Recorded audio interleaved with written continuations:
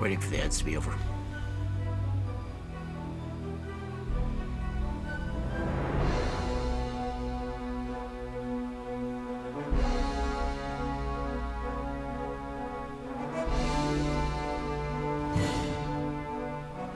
What is my microphone picking up?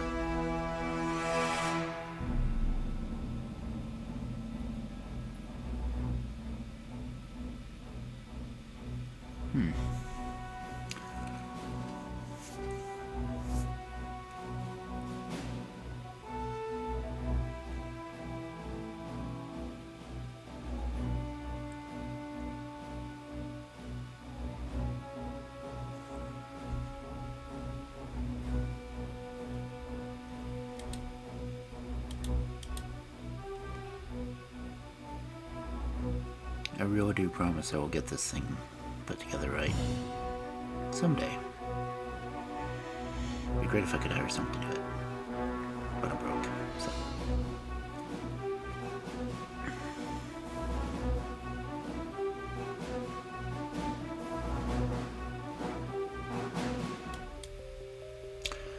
Okay, well. Here we are again.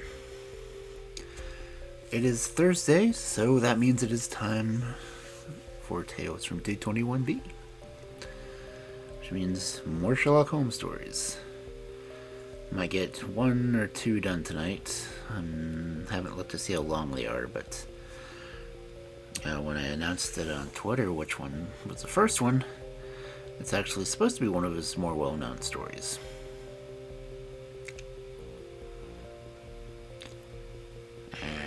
Model's already lagging because it's not keeping track of my mouth, but oh well. Thank you for coming in, Oni. I actually still have your stream up too, so.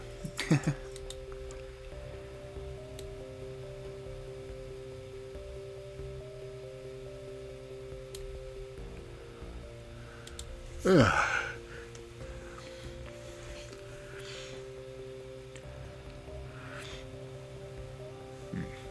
Oh, sure, it got my yawn.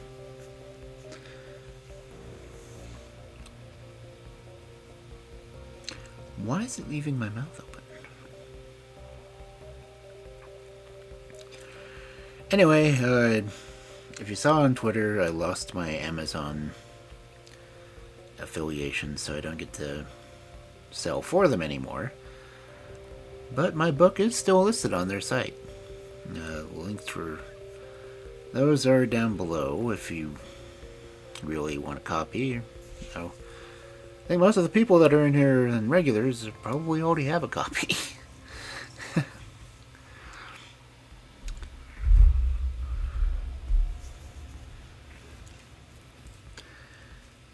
And over the past couple of weeks, I actually did an experiment to see how I react when I tell stories. I was not impressed with the way I move, so I don't really want to record my physical self doing the stories anymore. Imagine that.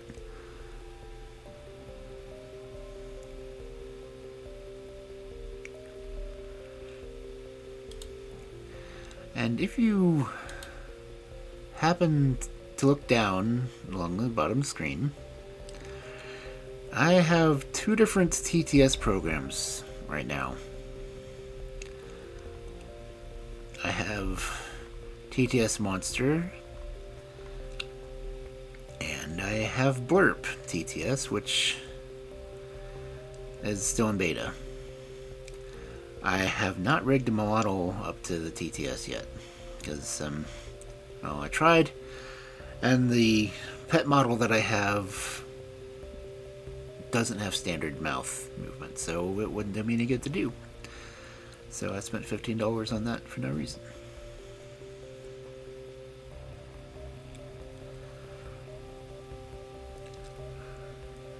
Yeah. I do still have the regular sound alerts, but the TTS has sound alerts, Blurp has sound alerts. I have them turned off for the VOD, so if you want to use them, you can. All they'll do is play on stream and I'll hear them.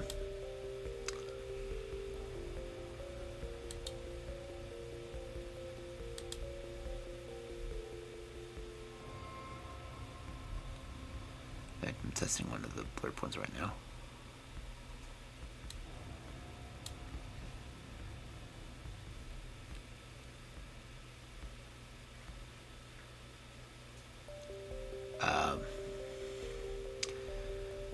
My model froze again. Oh, that's just lovely.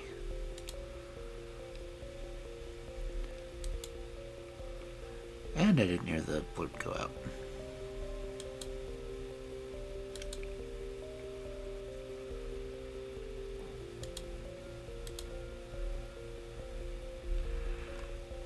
Someday I will get everything working correctly, but today is apparently not that day.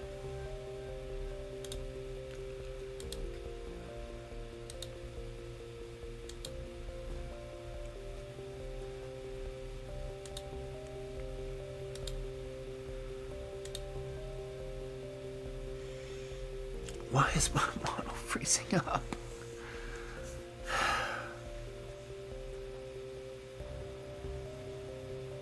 Oh, Scooby-Doo will play. Well, that's good to know.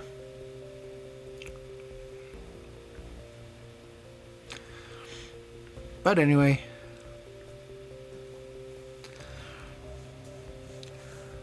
it is 9:06 and my model keeps freezing, or my stream is freezing. I can't tell which is which anymore. Oh, it's my model that's freezing again. Lovely. I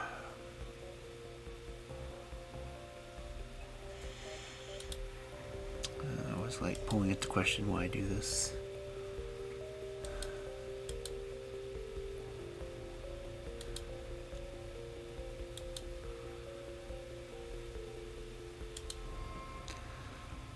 Come on.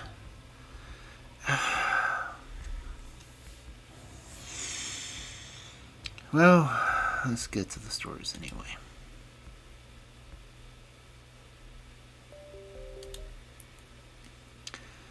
As I said, we are continuing in the return of Sherlock Holmes tonight.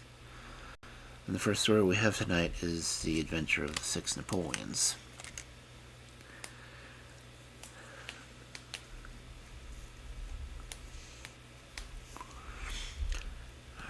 Oh, my model's waking up again. But let's go ahead and get into the story before I lose all nerve.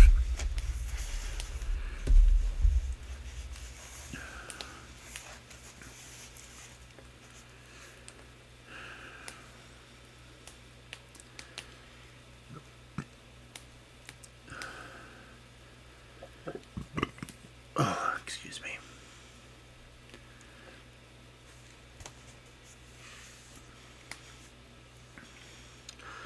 So again, our first story for the night was originally published in May of 1904. That's cool.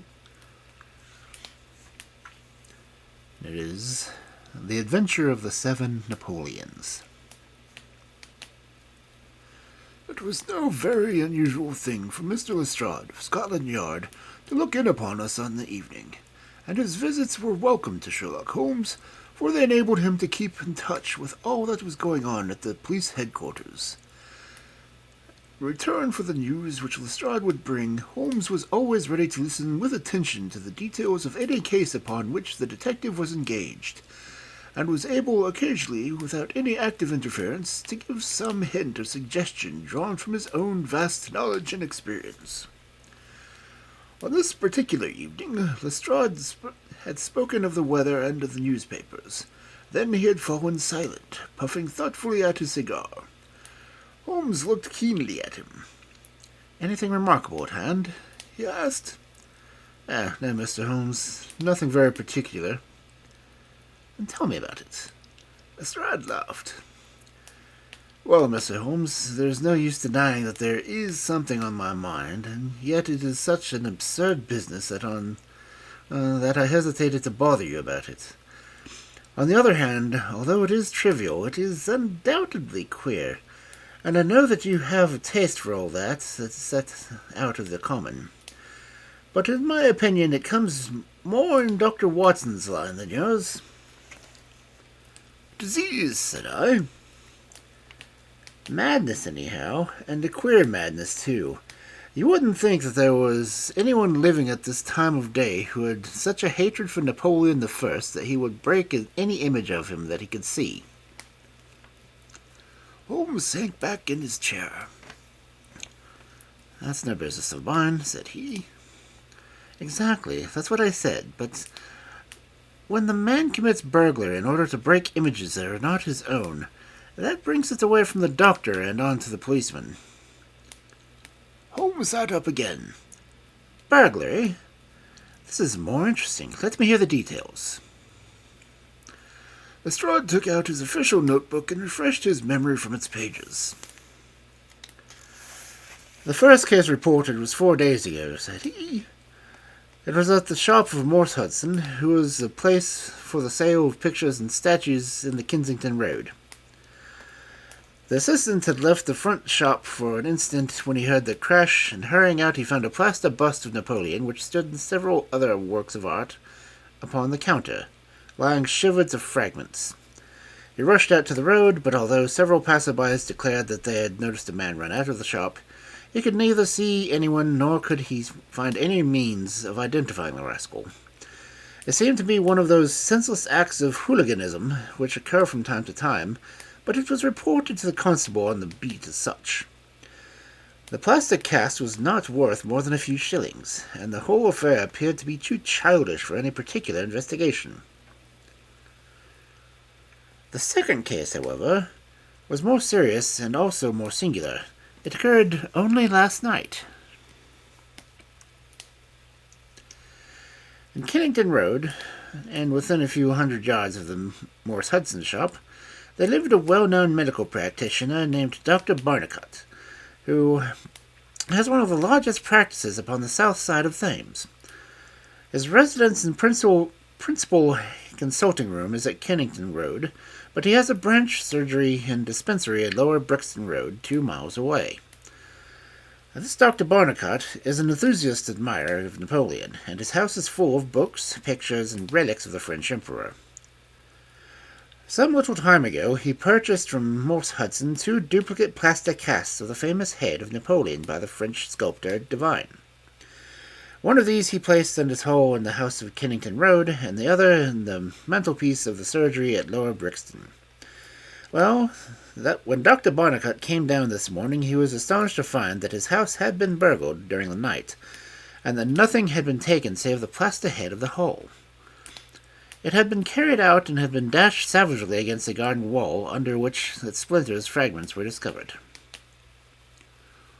Holmes rubbed his hands.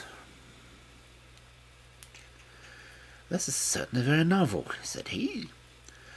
I thought it would please you, but I have not got to the end yet. Dr. Barnicot was due at his surgery at 12 o'clock, and you can imagine his amazement when, on arriving there, he found that the window had been opened in the night, and that the broken pieces of his second bust were strewn all over the room. It had been smashed to atoms where it stood. In neither case were any signs which could give us any clue to the criminal or lunatic who had done the mischief. Now, Mr. Holmes, you have got the facts. They are singular, not to say grotesque, said Holmes. But I may ask whether the 2 busts smashed in Dr. Barnicot's rooms were the exact duplicates of the one which was destroyed in Morse Hudson's shop. They were taken from the same mold. Such a fact must tell against the theory that the man who breaks them is influenced by the general hatred of Napoleon. Considering how many hundred statues of the great emperor must exist in London, it is too much to suppose such a coincidence that the promiscuous iconoclast could chance to begin upon 3 specimens of the same bust. Well, I thought as you do, said Lestrade. On the other hand, this Morse Hudson is the purveyor of busts in that part of London, and these 3 were only ones which had been in the shop for years. So although you say there are many hundreds of statues in London, it is very probable that these 3 were the only ones in that district. Therefore, a local fanatic would begin with them. What do you think, Dr. Watson? There are no limits to the possibilities of monomania, I answered. There is a condition which the modern French psychologists have called the idée fixe, which may be trifling in character, but accompanied by a complete sanity in every other way. A man who had read deeply about Napoleon, or had possibly received some hereditary family injury through the Great War, might conceivably form such an idée fixe, and under its influence be capable of any fantastic outrage. That won't do, my dear Watson, said Holmes, shaking his head, for no amount of idée fixe would enable your interesting monomaniac to find out where these busts were situated. Well, then, how do you explain it? I don't attempt to do so. I would only observe that there is a certain method in the gentleman's eccentric proceedings. For example, Dr. Barnicot's hall, where a second might rouse the family, the bust was taken outside before being broken, whereas in the surgery, where there was less danger of an alarm, it was smashed where it stood. The affair seems absurdly trifling, and yet I dare call nothing trivial when I reflect that some of my most classic cases have had at least promising commencements. You will remember, Watson, how the dreadful business of the Abernathy family was first brought to my notice by the depth which the paisley had sunk into the butter upon a hot day. I can't afford, therefore, to smile at your 3 broken busts, Lestrade, and I shall be very much obliged to you if you will let me hear any fresh developments of this so singular chain of events. The development of which my friend had asked for came in quicker and in infinitely more tragic form than he could have imagined. I was still dressing in my bedroom next morning when there was a tap at the door, and Holmes entered, a telegram in his hand, and he read it aloud. Come instantly, 131 Pitt Street, Kensington, Lestrade. What is it, then? I asked. Don't know. Maybe anything. But I suspect it is a sequel to the story of the statues. In that case, our friend, the image breaker, has begun operations in another quarter of London. There's coffee on the table, Watson, and I have a cab at the door. In half an hour we reached Pitt Street, a quiet little backwater just beside one of the briskest currents of London life. Number 131 was one of a row, all flat-chested, respectable, and most unromantic dwellings. As we drove up, we found the railings in front of the house lined with a curious crowd. Holmes whistled. Whew! By George, it's attempted murder, at least. Nothing less will hold the London message boy. There's a deed of violence indicated that in the fellow's round shoulders and outstretched neck. What's this, Watson? The top step's swilled down, and the other one's dry. Footsteps enough, anyhow. Well, there's Lestrade at the front window, and we shall soon know all about it. The official received us with a very grave face and showed us into a sitting room, where an exceedingly unkempt and agitated elderly man, clad in a flannel dressing gown, was pacing up and down. He was introduced to us as the owner of the house, Mr. Horace Harker, of the Central Press Syndicate. It's the Napoleon bust business again, said Lestrade. You seemed interested last night, Mr. Holmes, so I thought perhaps you would be glad to present now what the affair has taken a very much graver turn. What has it turned to, then? To murder. Mr. Harker, will you tell these gentlemen exactly what has occurred? The man in the dressing gown turned upon us with the most melancholy face. It's an extraordinary thing, said he, that all my life I've been collecting other people's news, and now the real piece of news has come my own way, and I'm so confused and bothered that I can't put it into words together. If I had come here as a journalist, I would have interviewed myself and had 2 columns in every evening paper. As it is, I'm having a very valuable copy by telling my story over and over, a sting of different people. and I can make no use of it to myself. However, I've heard your name, Mr. Sherlock Holmes, and if you'll only explain this queer business, I shall be paid for my trouble in telling you the story." Holmes sat down and listened. "Now, it all seems to center around this bust of Napoleon which I bought for this very room about 4 months ago. I picked it up cheap at Harding Brothers, 2 doors from the High Street station. A great deal of my journalistic work was done at night, and I was often right until the early morning. So it was today. I was sitting in my den, which is the back of the top of my house, about 3 o'clock, when I was convinced that I heard some sounds downstairs. I listened, but they were not repeated, and I concluded that they came from outside. Then suddenly, about 5 minutes later, there came the most horrible yell, the most dreadful sound, Mr. Holmes, that I had ever heard. It will ring in my ears as long as I live. I sat frozen with horror for a minute or two, then I seized a poker and went downstairs. When I entered the room, I found the window wide open, and I was at once observed that the bust is gone from the mantelpiece.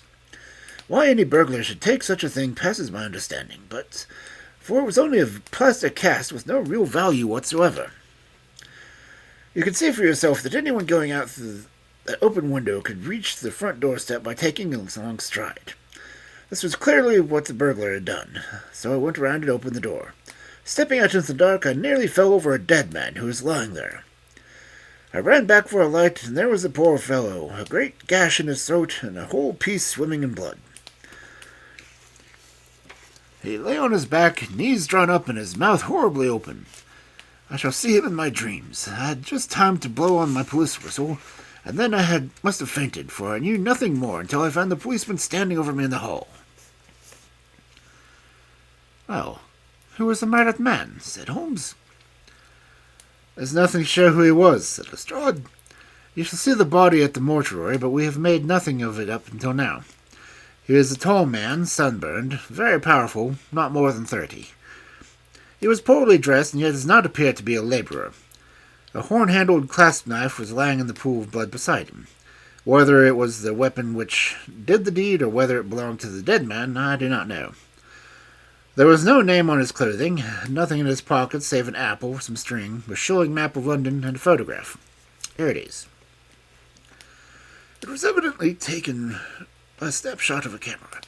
He represented an alert, sharp-figured simian man, with thick eyebrows and a very peculiar projection of the lower part of his face, like the muzzle of a baboon." "And what became of the bust?" asked Holmes, after a careful study of the picture. "We had news of it just before you came. It has been found in the front garden in an empty house of Campden House Road. It was broken into fragments, and I'm going round to see it now. Will you come?" "Certainly. I must just take one look round." He examined the carpet and the window. "The fellow had either very long legs, or was the most active man," said he. "Within an area beneath, there was no mean feat to reach the window ledge and open that window. Getting back was comparatively simple. Are you coming with us to see the remains of your bust, Mr. Harker?" The disconsolate journalist had seated himself at the writing table. "I must try to make something of it," said he, "though I have no doubt what the first editions of the evening papers are out already with full details. It's just like my luck. Do you remember when the Stand fell at Doncaster? Well, I was the only journalist in the Stand, and my journal was the only one that had no account of it, for I too was shaken to written to it. And now I'll be too late with the murder done on my own doorstep." As we left the room, we heard the pen traveling shrilly over the foolscap. The spot where the fragments of the bust had been found only a few hundred yards away. For the first time our eyes rested upon the presentment of the great emperor, which seemed to raise such frantic and destructive hatred in the mind of the unknown. It lay shattered in splinters, shards upon the grass. Holmes picked up several of them and examined them carefully. I was convinced from his intent face and his purposeful manner that at last he was upon a clue. "Well," said Lestrade. Holmes shrugged his shoulders. "Have a long way to get yet," said he. And yet, well, we have some suggestive facts to act upon. The possession of this trifling bust was worth more in the eyes of a strange criminal than a human life. This is one point. And then there is the singular fact that he did not break it in the house, or immediately outside the house, if to break it was his sole object. He was rattled, bustling and meeting another fellow, who hardly knew what he was doing. Well, that's likely enough, but I wish to call your attention to a very peculiarity to which the position of the house in the garden of which the bust was destroyed. Lestrade looked about him. It was an empty house, so he knew that he would not be disturbed in the garden. Yes, but there's another empty home farther up the street, where he must have passed by when he came to walk this one. Why did he not break it there, since it is evident that every yard that he carried it in increased the risk of someone meeting him? I give up, said Lestrade. Holmes pointed to the street lamp above our heads. He could see what he was doing here, and he could not there. That was his reason.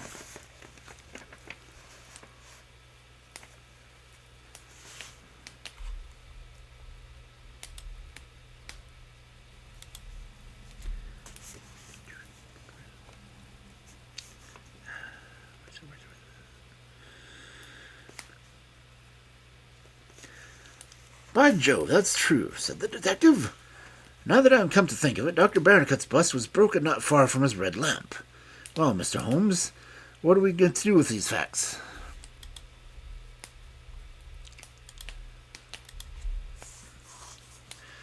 To remember it, to docket it. We may come on something later which will bear upon it. What steps do you propose to take now, Lestrade? The most practical way of getting at it, in my opinion, is to identify the dead man. There should be no difficulty about that. When we have found who he is and who his associates are, we should have a good start in learning what he was doing on Pitt Street last night, and who it was who met him and killed him at the doorstep of Mr. Horace Harker. Don't you think so? No doubt. And yet, it is not quite the way in which I would approach the case. What would you do? Oh, you must not let me influence you in any way. I suggest that you go on your time and I on mine. We can compare notes afterwards, and each will supplement the other. Very good, said Lestrade. If you're going back to Pitt Street, you might see Mr. Horace Harker. Tell him from me that I have made quite up my mind that it is certain that the dangerous homicidal lunatic with Napoleon delusions was in his house last night. It should be useful for his article.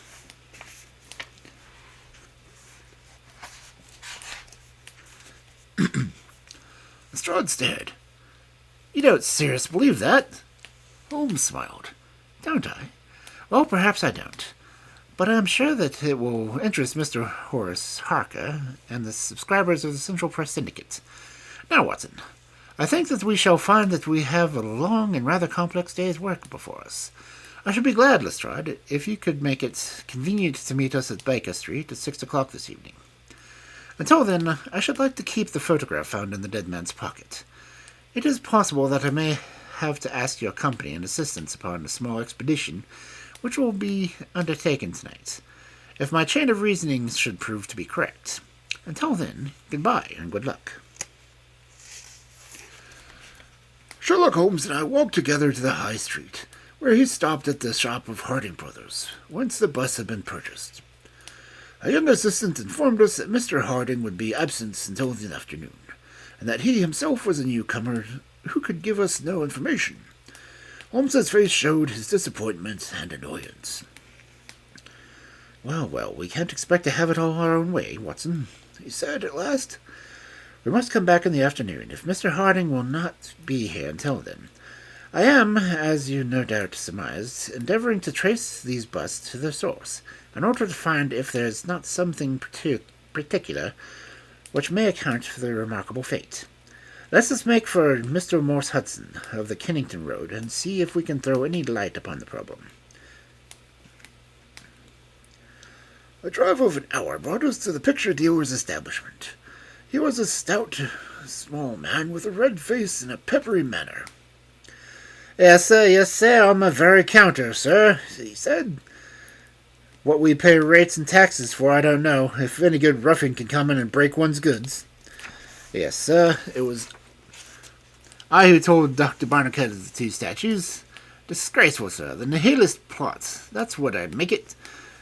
And no one but an anarchist would go about breaking statues. Red Republicans, that's what I call them. Who did I get the statues from? I don't see what that has to do with it. Well, if you really want to know, I got it from Gelder & Co. in Church Street, Stepney. They are a well-known house of the trade and have been this 20 years. How many had I? 3, 2, and 1 or 3. 2 at the Bandicots and 1 smashed in broad daylight in my own counter. Do I know the photograph? No, I don't. Yes, I do, though. Why, it's Beppo. He was a kind of Italian piecework man who made himself useful in my shop. He could carve a bit and gild and frame and do odd jobs. The fellow left me just last week, and I heard nothing of him since. Now, I don't know where he came from, nor do I know where he went. I have nothing against him while he was there. He was a good 2 days' work before the bus was smashed. Well, that's all we could reasonably get from Horse Hudson, said Holmes as we emerged from the shop. We have this Beppo as a common factor, and both in Kensington and Kennington and Kensington, so that is worth a 10-mile drive. Now, Watson, let us make for Gelder & Co. of Stepney, the source of the origin of busts. I shall be surprised if we don't get some help down there.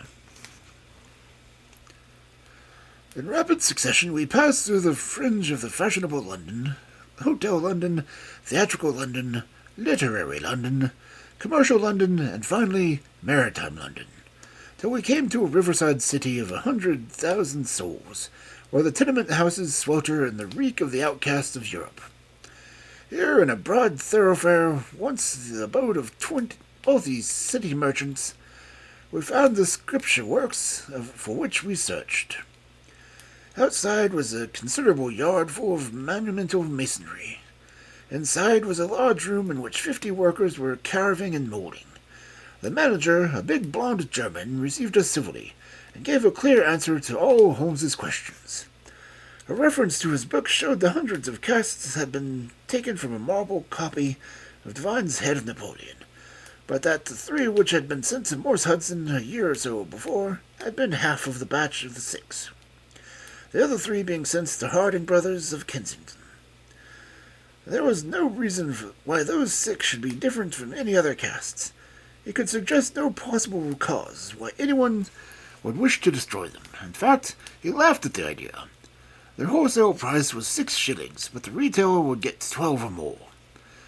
The cast was taken in 2 molds from each side of the face, and then the 2 profiles of plaster of Paris were joined together and make the bust complete. The work was usually done by Italians in the room when we were in. We finished the busts and were put on the table to the passage dry, and afterwards stored. That was all he could tell us, but the production of the photograph had a remarkable effect on the manager. His face flushed with anger, and his brows knotted over his blue Teutonic eyes. "Why, that rascal," he said. "Yes, indeed, I know him very well. He was always been a respectable establishment, and the only time that we ever had the police in it was over this very fellow. It was more than a year ago now. He knifed another Italian in the street, and then he came to the works of the police on his heels. And he was taken here. Beppo was his name, second name I never knew. Served me right for engaging a man with such a face, but he was a good workman and one of the best." "What did he get?" "Man lived and he got off in the year. I have no doubt he is out now, but he has not dared to show his nose here. We have a cousin of his here, and I dare say he could tell you where he was." "No, no," cried Holmes. "Not a word to the cousin, not a word, I beg you. The matter is very important, and the farther I go with it, the more important it seems to grow. When you referred to your ledger to the sale of these casts, I observed that your date was June 3rd of last year. Could you give me the date when Beppo was arrested? I could tell you roughly by the pay lists, the manager answered. Yes, he continued, after turning some of the pages. He was paid last on May 20th. Thank you, said Holmes. I don't think that I need to intrude any more upon your time and patience. With last word of caution that he should say nothing to his own researches, we turned our faces towards westward once more. The afternoon was far advanced before we were able to snatch a hasty luncheon at the restaurant. A news bill at the entrance announced Kensington outrage, murder by a madman. The contents of the paper showed that Mr. Horace Harker had got his account into print after all. 2 columns were occupied with a highly sensational and flowery rendering of the whole incident. Holmes propped it up against his fruit stand and read it as he ate. Once or twice he chuckled. This is all right, Watson, he said. Listen to this. It is satisfactory to know that there can be no difference of opinion upon this case, since Mr. Lestrade, one of the most experienced members of the official force, and Mr. Sherlock Holmes, the well-known consulting expert, have each come to the conclusion that the grotesque series of incidents which have ended in so tragic a fashion arise from lunacy rather than some deliberate crime. No explanation save mental aberration can cover the facts. The press, Watson, is one of the most valuable intuition if you only know how to use it. And now, if you have quite finished, we will hawk back to Kensington and see what the manager of Harding Brothers has to say about the matter. The founder of the great emporium proved to be a brisk, crisp little person, very dapper and quick, with a clear head and a ready tongue.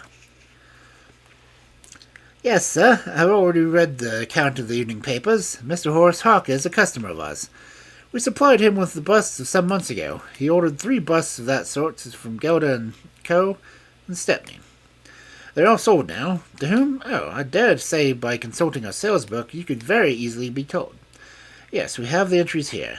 1 to Mr. Harker, you see, and 1 to Mr. Josiah Brown of Laburnum Lodge, Laburnum Vale, Cheswick, and 1 to Mr. Sandiford of Lower Grove Road, Reading. No, I've never seen this face that you show me in the photograph. You would hardly forget it, would you, sir? And I've seldom seen an uglier. We have any Italians on staff? Yes, sir, we have several among our workpeople and cleaners. I dare say you might get a peep at the sales book if they wanted to. There's no particular reason for keeping a watch on that book. Well, it is very strange business, and I hope you will let me know if anything comes of your inquiries. Holmes had taken several notes during Mr. Harding's evidence, and I could see that he was thoroughly satisfied by the turn which the affairs were taking.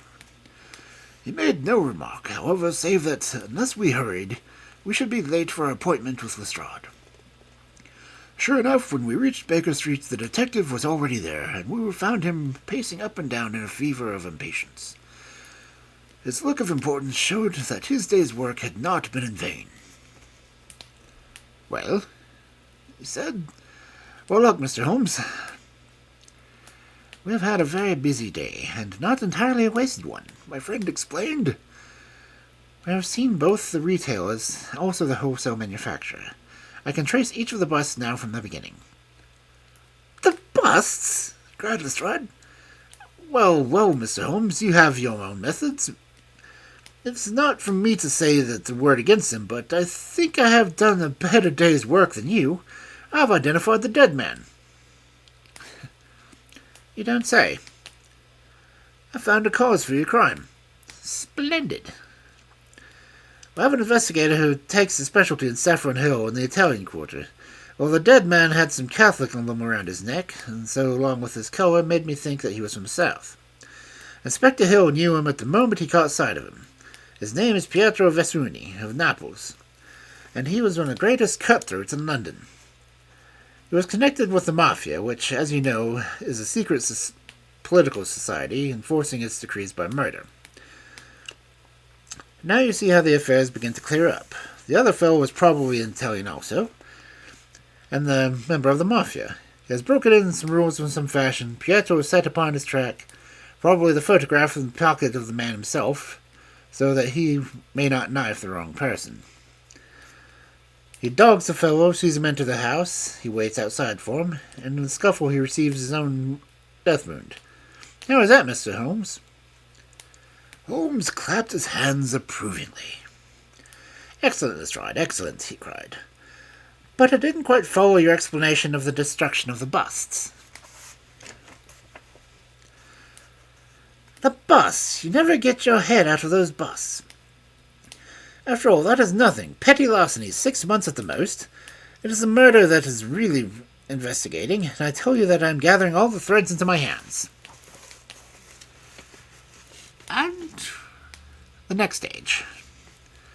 It's very simple. We go down to the hill of the Italian Quarter, find the man whose photograph we got, and arrest him on the charge of murder. Will you come with us? I think not. I fancy we can attain our end in a simpler way. I can't say for certain, because it all depends. Well, it all depends upon a factor which is completely outside our control. But I have great hopes. In fact, the betting is exactly 2-1. That if you will come with us tonight, I shall be able to help you lay hand on him at the heels. In the Italian Quarter? No, I fancy Chiswick as an address which will be more likely to find him. If you'll come with me to Chiswick tonight, Lestrade, I'll promise to go to the Italian Quarter with you tomorrow, and no harm will be done by the delay. And now I think that a few hours' sleep will do us all good, for I do not propose to leave before 11 o'clock. And I think it is unlikely that we shall be back before morning. You'll dine with us, Lestrade, and then you are welcome to the sofa until it is time for us to start.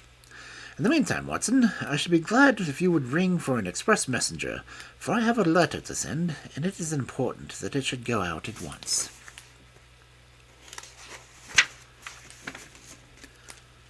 Holmes spent the evening in rummaging among the files of old daily papers with which one of our lumber rooms was packed. When at last he descended it was a triumph in the eyes, but he said nothing to either of us as a result of his researches.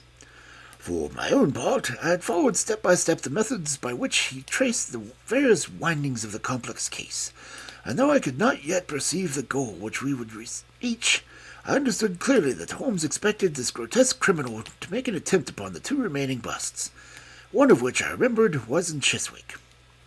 No doubt the object of our journey was to catch him in the very act, and I could not but admire the cunning with which my friend had inserted the wrong clue in the evening paper, so as to give the fellow the idea that he could continue his scheme with impunity. I was not surprised when Holmes suggested that I should take my revolver with me. He had himself picked up the loaded hunting crop, which was his favorite weapon. A 4-wheeler was at the door at 11, and in it we drove to the spot on the other side of Hammersmith Bridge. Here the cabin was directed to wait. A short walk brought us to the secluded road fringed with pleasant houses, each standing with its own grounds. In the light of the street lamp we read Laburnum Villa upon the gate-post of each of them. The occupants had evidently retired to rest, for all was dark, save for a fanlight which was over their hall door, which shed a single blurring red circle upon the garden path. The wooden fence which separated the grounds from the road threw a dense black shadow upon the inner side, and here it was that we were crouched. I fear that we'll have to wait long, Holmes whispered. We may not thank our stars that it's not raining. I don't even think we can venture to smoke to pass the time. However, it's a 2-on-1 chance that we get something to pay us for our trouble. It proved, however, that our vigil was not to be so long as Holmes had led us to fear, and it ended in a very sudden and singular fashion.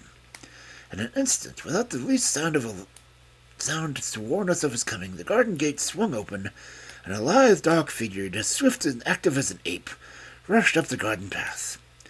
We saw it whisk past the light-thrown from over the door and disappear against the black shadow of the house. There was a long pause, during which we held our breath, and then a very gentle creaking sound came to our ears. The window was being opened. The noise ceased, and there was a long silence. The fellow was making his way into the house. We saw a sudden flash of a dark lantern inside the room. What he sought was evidently not there, for again we saw the flash through another blind, and then through another. "Let us get to the open window. We can nab him as he comes out," Lestrade whispered. But before we could move, the man had emerged again, and he came out as a glimmering patch of light we saw that carried something white under his arm. He looked stealthily all around him.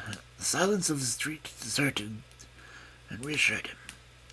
Turning his back upon us, he laid down his burden. At the next instant there was the sound of a sharp tap, followed by a clatter and a rattle. The man was so intent upon what he was doing that he never heard our steps as we stole across the grass plot. With the bound of a tiger, Holmes was on his back, and an instant later Lestrade and I had him by either wrist and by handcuffs had been fastened. As we turned him over, I saw the hideous, sallow-faced, writhing, furious features glaring up at us. I knew that it was indeed the man of the photograph whom we had succeeded. But it was not our prisoner to whom Holmes was giving his attention. Squatted on the doorstep, he was engaged in the most careful examination which had been brought to the house. It was a bust of Napoleon, like the one which we had seen in the morning, and had been broken into several similar fragments. Carefully, Holmes held each separate shard to the light, but in no way did it differ from any other shattered piece of plaster. He had just completed his examination when the hall lights flew up, the door opened, and the owner of the house, a jovial, rotund figure in shirt and trousers, presented himself.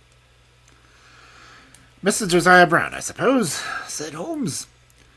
"Yes, sir, and you, no doubt, are Mr. Sherlock Holmes. I had the note which you sent by the express messenger, and I did exactly as you told me. We locked every door on the inside and awaited developments.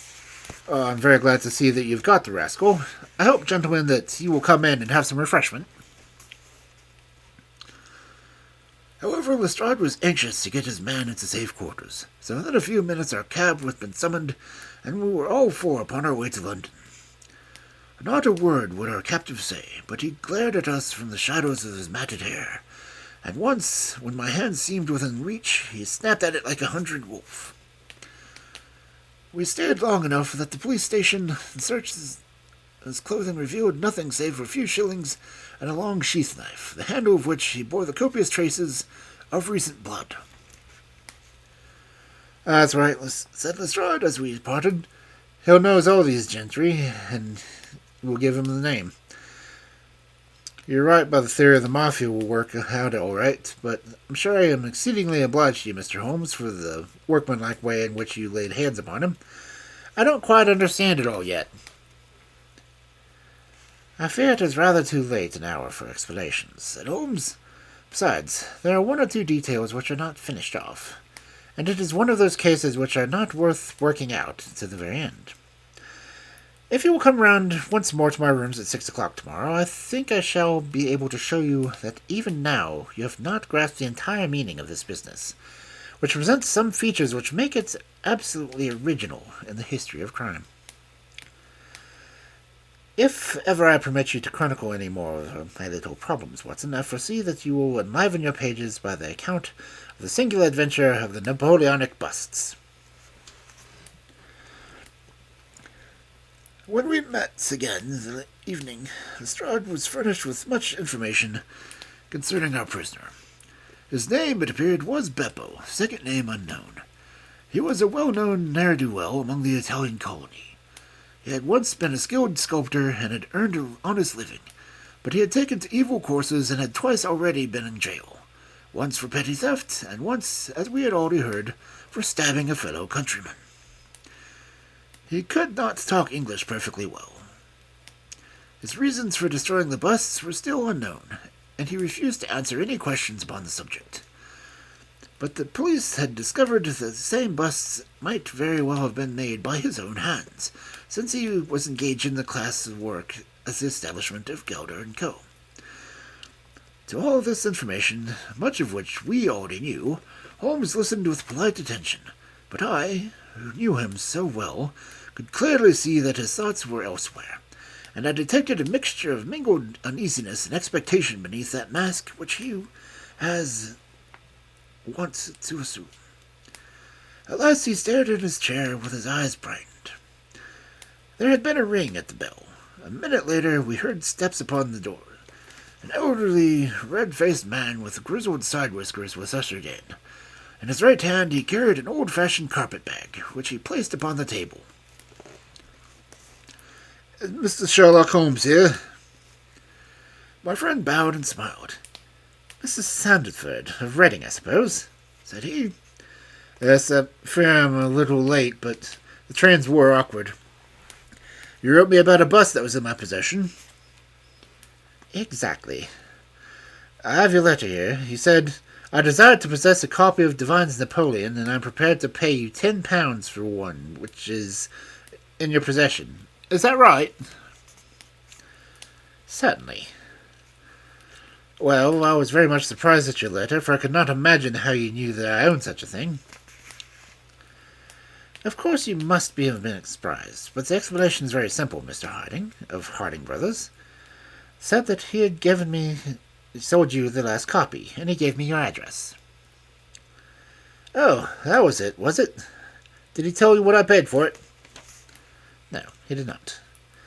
"Oh, I'm an honest man, though not a rich one. I only gave 15 shillings for the bust, and I think you ought to know that before I take £10 from you."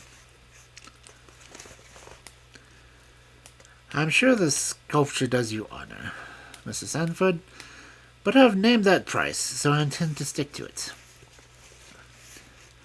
"That's very handsome of you, Mr. Holmes. I brought the bust up with me, as you asked me to do. There it is."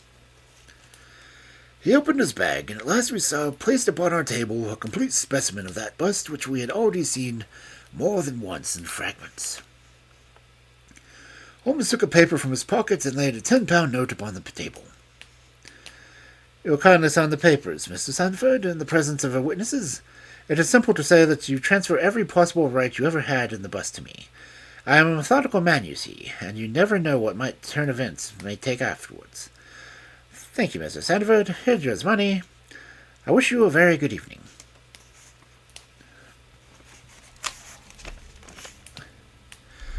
When our visitor had disappeared, Sherlock Holmes's movements were such as to rivet our attention.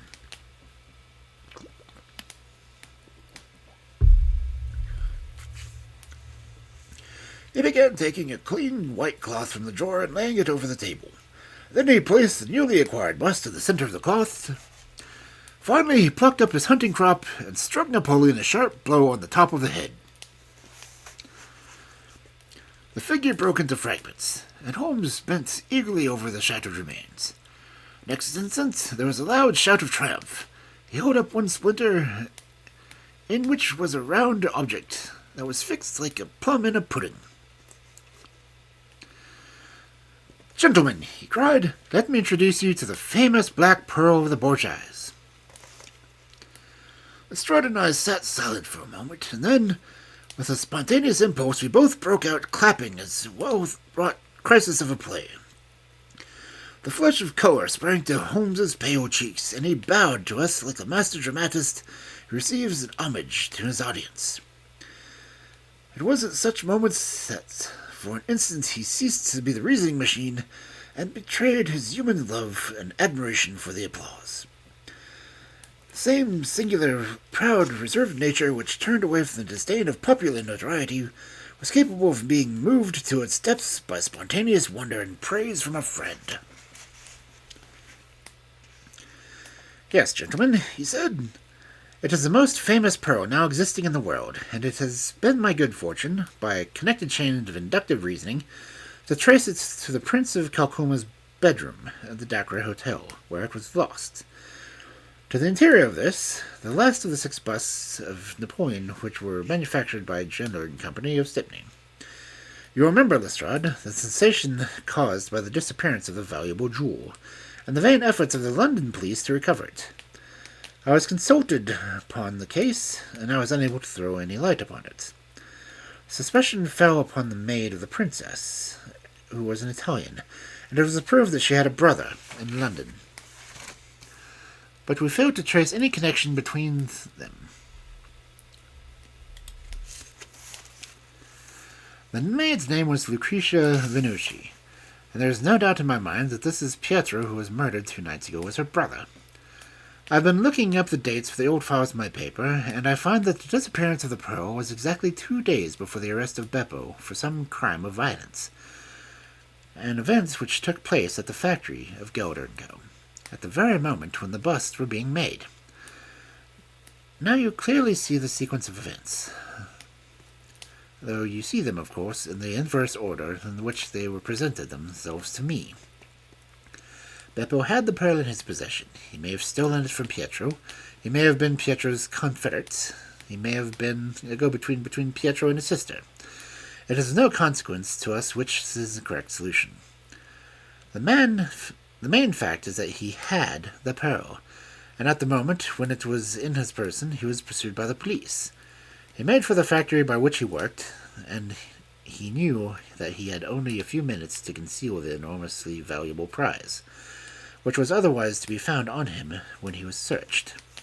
6 plastic casts of Napoleon were drying in the passage. One of them was still soft. In an instant, Beppo, a skillful workman, made a small hole in the wet plaster, dropped the pearl, and with a few touches covered the aperture once more. It was an admirable hiding place. No one could possibly find it, but Beppo was condemned to a year's imprisonment, and in the meanwhile his 6 busts were scattered over London. He could not tell which contained his treasure. Only by breaking them could he see. Even shaking them would tell nothing, for as the plaster was set, it was probable that the pearl would adhere to it, as, in fact, it has done. Beppo did not despair, and he conducted his search with considerable ingenuity and perseverance. Through the cousin who works at Gelder, he found that the retail firms who had brought the busts. He managed to find employment with Morse Hudson, and in that way he tracked down 3 of them. The pearl was not there. Then, with the help of an employee, he succeeded in finding out where the houses the other 3 busts had gone. First was at Harker's. There he was dogged by a confederate who held Beppo responsible for the loss of the pearl, and he stabbed him in the scuffle which followed. If he was his confederate, why should he carry his photograph? I asked. As a means of tracing him, if he wished to inquire about him by any third person. That was the obvious reason. Well, after the murder, I calculated that Beppo would probably hurry rather than delay his movements. He would fear that the police would find his secret, and hastened on before they should get ahead of him. Of course, I could not say that he had not found the pearl in Harker's bust. I had not even considered certain that it was the pearl. But it was evident to me that he was looking for something, since he carried the bust past other houses in order to break the garden, which had a lamp overlooking it. Since Harker's bust was one of the 3 in the chances, exactly as I told you, 2 to 1 against the pearl being inside it. There remained 2 busts, and it was obvious that he would go to the London one first. I warned the inmates of the house as to avoid a second tragedy, and we went down with the happiest results. By that time, of course, I knew for certain that it was the Borgia pearl that we were after. The name of the murdered man linked the one event to the other. There only remained a single bust, the reading one, and the pearl must be there. I bought it in your presence from the owner, and there it lies. We sat in silence for a moment. Well, said Lestrade, I've seen you handle a good many cases, Mr. Holmes, but I don't know that I ever knew more workmanlike one than you. We're not jealous at you at Scotland Yard. No, sir, we're very proud of you, and if you come down tomorrow, there's not a man from the oldest inspector to the youngest constable who wouldn't be glad to shake you by the hand. Thank you, said Holmes. Thank you. As I turned away, it seemed to me that he was more nearly moved by the softer human emotions that I had ever seen him. A moment later, he was a cold and practical thinker once more. Put the pearl in the safe, Watson, he said, and get out the papers of the Conk Singleton forgery case. Goodbye, Lestrade. If any little problem comes your way, I shall be happy, if I can, to give you a hint or two at its solution.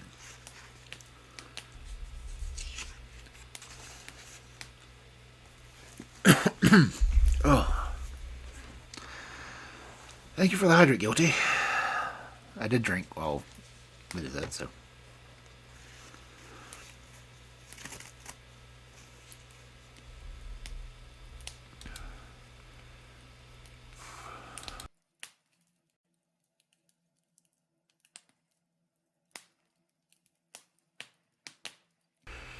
Okay. That is one I actually read before, so. So what did everyone think of it?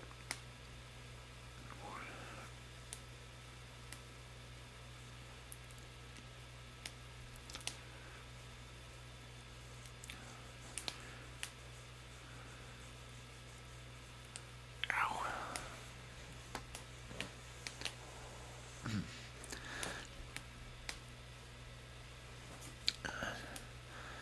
Alright, cool, Skeleton. Taka, how's everyone doing tonight?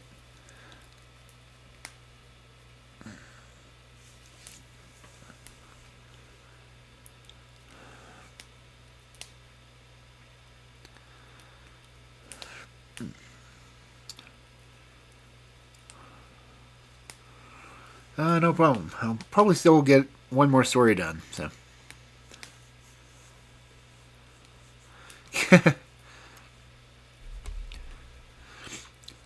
You zoned out for most of it? No, I believe it.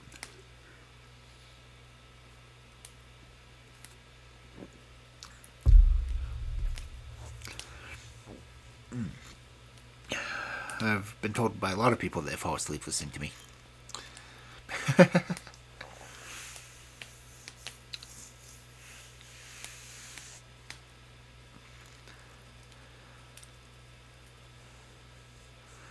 Oh, and a stretch. Thank you, Guilty. Oh. Ow.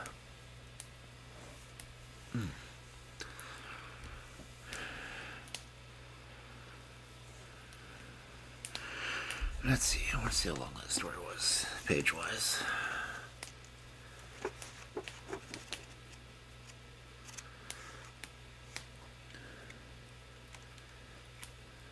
Okay. Six Napoleons was 14 pages long.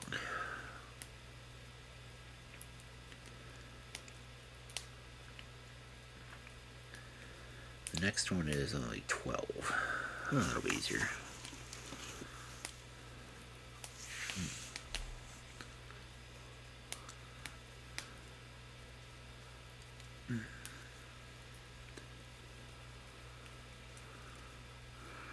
Let's see, the ads have already run, so we should be good for the next story, I think.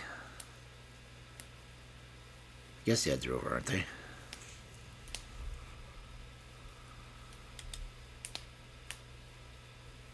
Yeah, it looks like they're over.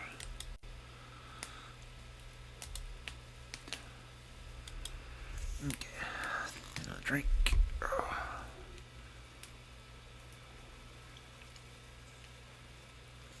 Seriously? Ads again?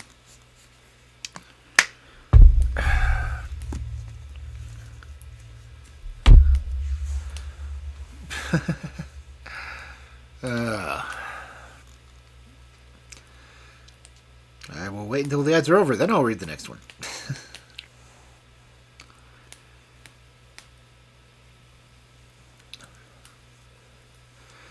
I don't know, is it giving a full screen ad or is it giving one like one of the border ads? So I don't get to see the ads.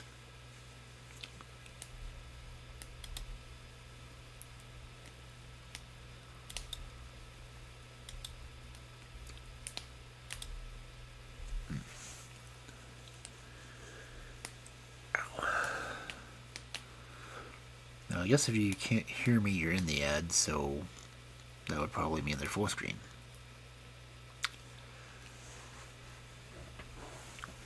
Deduction. It says there's 2 minutes of ads left.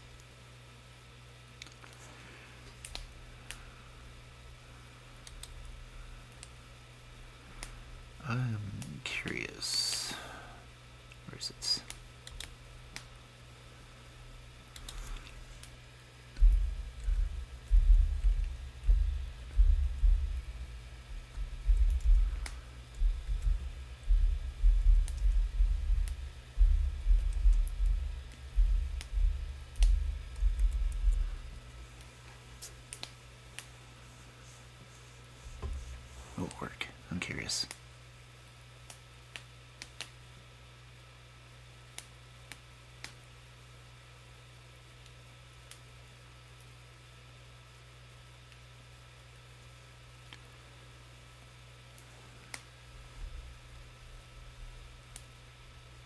Oh, come on, TTS.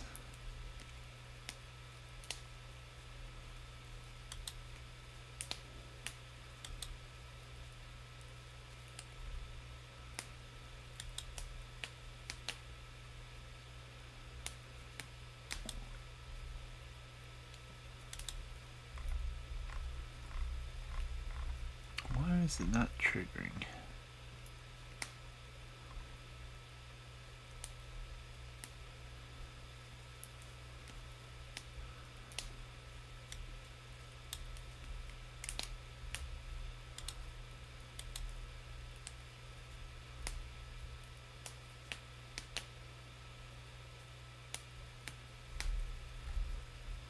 Oh, come on.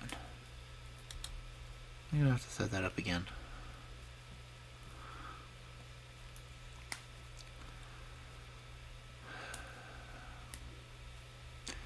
Doesn't make me wonder about these things. Okay. Everything should be set up.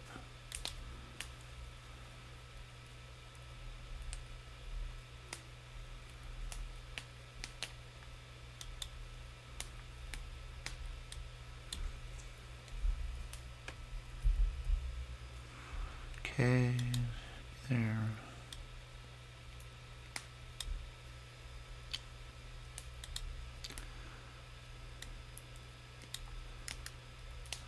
I really want this thing to work. I put it at 1,000 points. You'd think it would do something.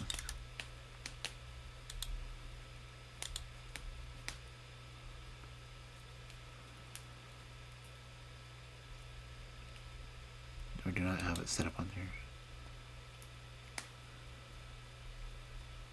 I've got it set up on here. Huh.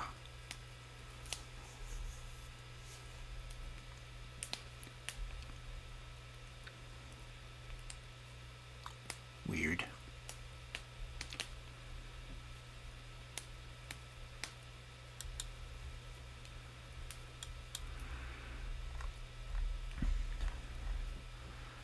But yeah, I've been trying to set up text-to-speech stuff on here just for the hell of it.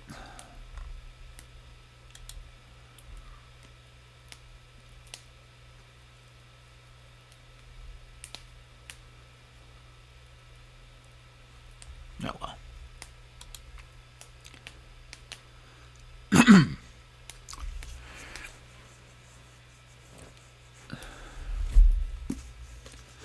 Let's go ahead and get into the next story then, since technology befuddles me.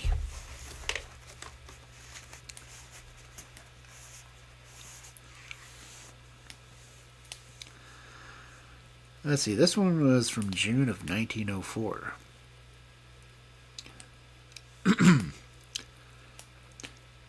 The Adventure of the Three Students.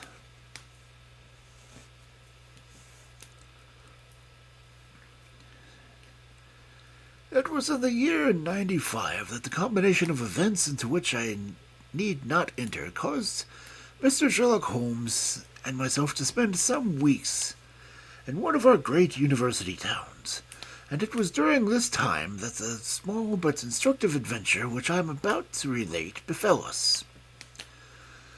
It will be obvious that any details which would help the reader to exactly identify the college or the criminal would be injudicious and offensive.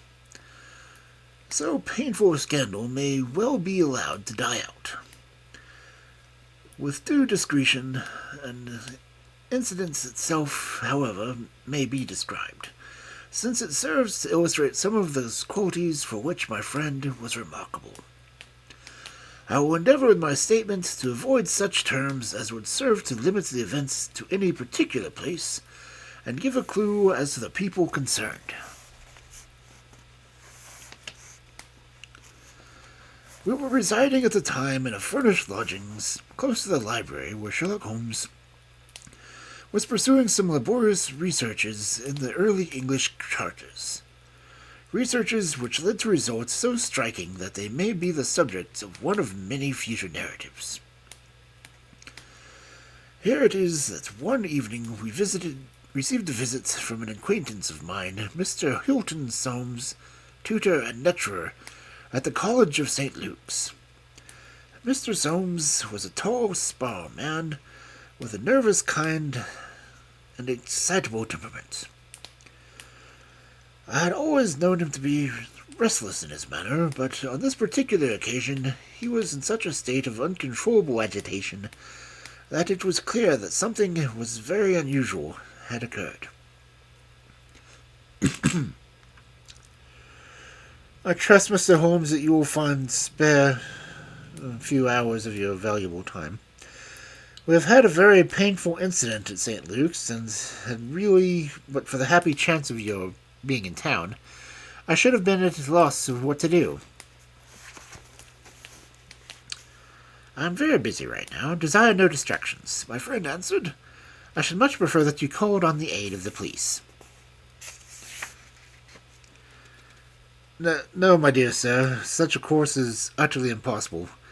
When once the law is invoked, we cannot be stayed again. And this is just one of those cases where, for the credit of the college, it is most essential to avoid scandal. Your discretion is well known, as are your powers, and you're the one man in the world who can help me. I beg you, Mr. Holmes, to do what you can. My friend's temper had not improved since he had been deprived of the congenial surroundings of Baker Street. Without his scrapbooks, his chemicals, and his homely untidiness, he was an uncomfortable man. He shrugged his shoulders in ungracious acquiescence, while a visitor, in hurried words, with much excitable gesticulation, poured forth his story. I must explain to you, Mr. Holmes, that tomorrow is the first day of the examination for the Fortescue Scholarship. I am one of the examiners. My subject is Greek, and the first of the papers consists of a large passage of Greek translation which the candidate has not seen. This passage is printed on the examination paper, and it would naturally be an immense advantage if the candidate could prepare it in advance. For this reason, great care is taken to keep the paper secret.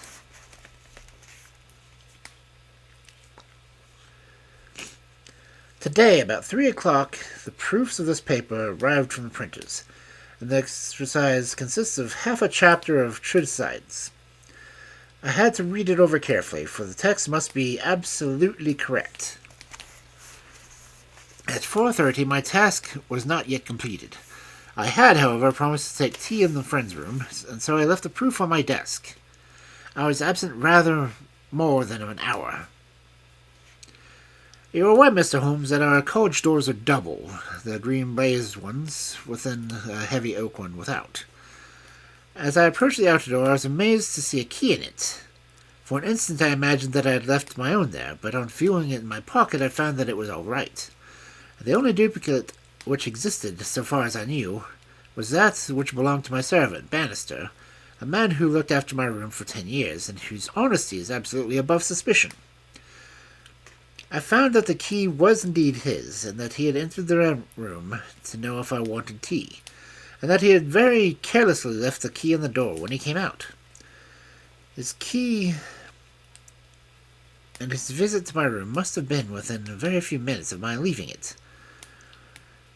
His forgetfulness about the key would have mattered little upon any other occasion, but on this one day it had produced the most deplorable of consequences. The moment I looked at my table, I was aware that someone had rummaged among my papers. The proof was in 3 long slips. I had left them all together. Now I found that one of them was lying on the floor, one of them on the side table near the window, and the third was where I had left it. Holmes stirred for the first time. The first page was on the floor, the second in the window, and the third was where you left it. Exactly, Mr. Holmes. You amaze me. How could you possibly know that?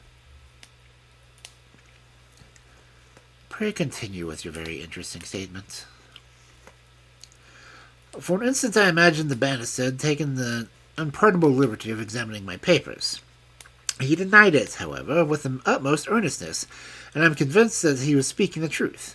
The alternative was that someone passing had observed the key in the door and had known that I was out, and had entered to look at the papers.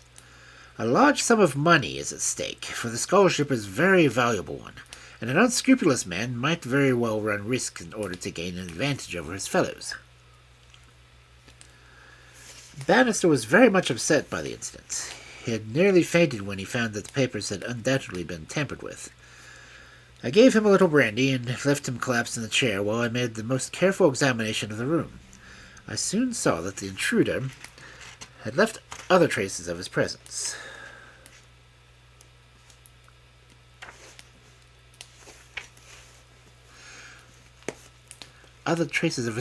Besides the rumpled paper. On the table in the window were several shreds from a pencil which had been sharpened. A broken tip of lead was lying there also. Evidently the rascal had copied the paper in a great hurry, but had broken his pencil and had been compelled to put a fresh point on it.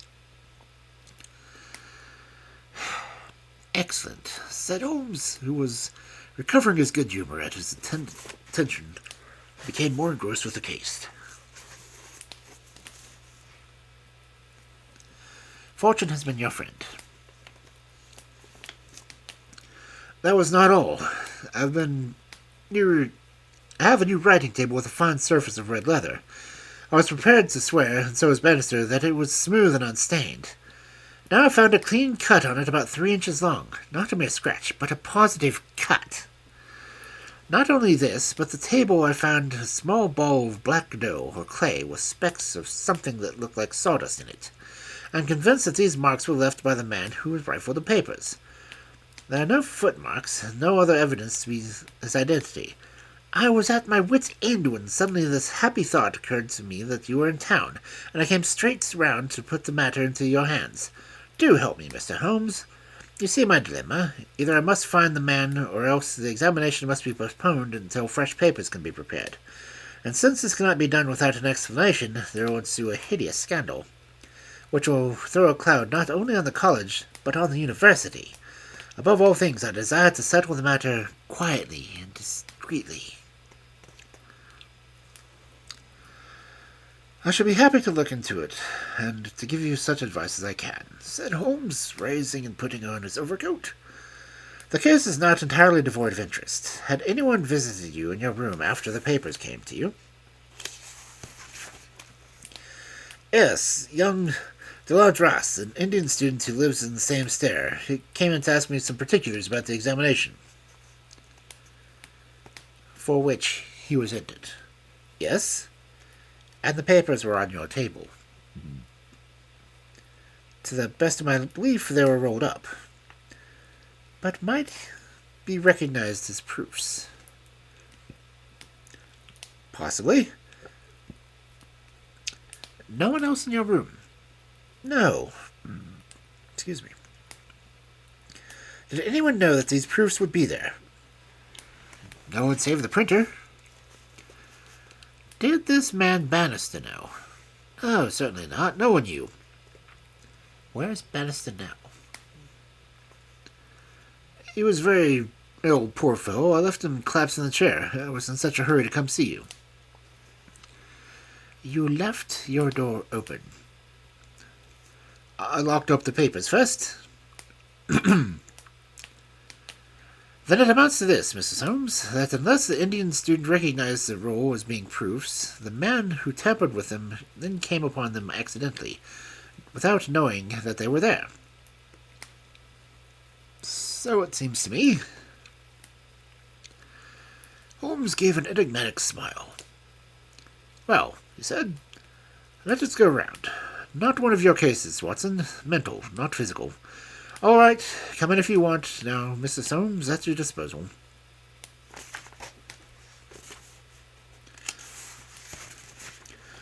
The sitting room of our client opened by a long, low, latticed window on the ancient, lichen-tinted court of the old college. The Gothic arch door led to a worn stone staircase. On the ground floor was the tutor's room, Above were 3 students, 1 on each story. It was already twilight when we reached the scene of our problem. Holmes halted and looked earnestly at the window. Then he approached it, and standing on tiptoe with his neck craned, he looked into the room. He must have entered through the door. There is no opening except the one pane. As I learned a guide. Dear me, said Holmes, as he smiled, in a singular way that he glanced at our companion. Well, if there's nothing to be learned here, we had best go inside. The lecturer unlocked the outer door and ushered us into his room. We stood at the entrance while Holmes made an examination of the carpet. I'm afraid there are no signs here, said Holmes. One could hardly hope for any upon a dry day. Your servant seems to have quite recovered. You left him in the chair, you say? Which chair? By the window there. I see. Near this little table. You can come in now. I've finished by the carpet. Let us take a little table first. Of course, what has happened is very clear. The man entered to look at the papers, sheet by sheet, from the central table. He carried them over to the window table, because from there he could see if you came across the courtyard, and so could effect an escape. As a matter of fact, he could not, said Holmes, for I entered by the side door. Ah, that's good. Well, anyhow, that was in his mind. Let me see the 3 strips. No finger impressions, no. Well, he carried this over this one, and he copied it. How long would it take him to do that, using every possible contraction? A quarter of an hour, no less. Then he tossed it down and seized the next. He was in the midst of that when your return caused him to make a hurried retreat. Very hurried. Since he had not time to replace the papers, which would tell you that he had been there. You were not aware of any hurrying feet on the stairs as you entered the outer door?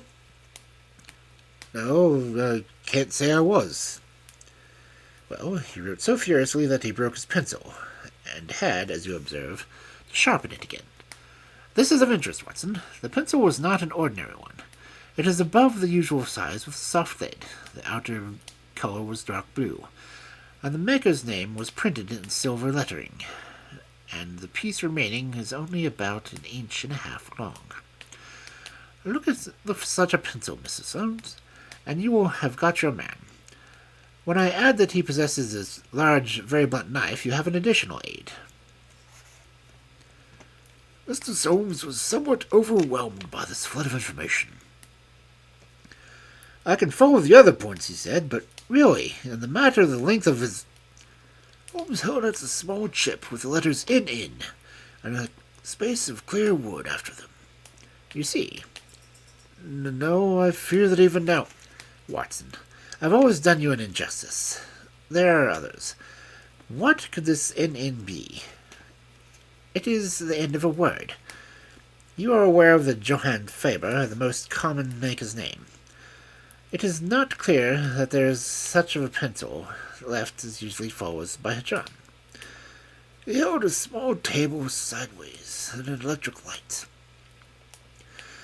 I was hoping that if the paper on which he wrote was thin, some trace of it might be come through the polished surface. No, I see nothing. I don't see there's anything more to be learned here. Now for the central table. This small appendices, I presume. The black, doughy mass of which you spoke. Roughly pyramidal in shape and hollowed out, I perceive. As you say, there appear to be grains of sawdust on it. Dear me, this is most interesting. And a cut, a positive tear, you see. It began with a thin scratch and embedded in a jagged hole. I am much indebted to you for directing my attention to this case, Mr. Soames. Where does this door lead to? My bedroom. Have you been in it since your adventure? No, I came straight away for you. I should like to have a chance and a glance to look around. What a charming old-fashioned room. Perhaps you will kindly wait a minute until I have examined the floor. No, I see nothing. What about this curtain? You hang your clothes behind it. If anyone were forced to conceal himself in this room, he must do it there, since the bed is too low and the wardrobe too shallow. No one there, I suppose. Holmes drew the curtain, I was aware, from some little rigidity and alertness of his attitude, that he was prepared for an emergency. As a matter of fact, the drawn curtain disclosed nothing but 3 or 4 suits of clothes hanging from a line of pegs. Holmes turned away and stooped suddenly to the floor. "Hello, what's this?" he said. It was a small pyramid of black, putty-like stuff, exactly like the one upon the table in the study.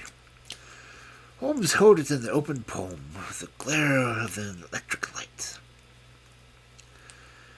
"Your visitor seems to have left traces in your bedroom, as well as in your sitting room, Mr. Soames." "What could he have wanted here?" "I think it is clear enough. You came back by an unexpected way, so he heard no warning until you were at the very door.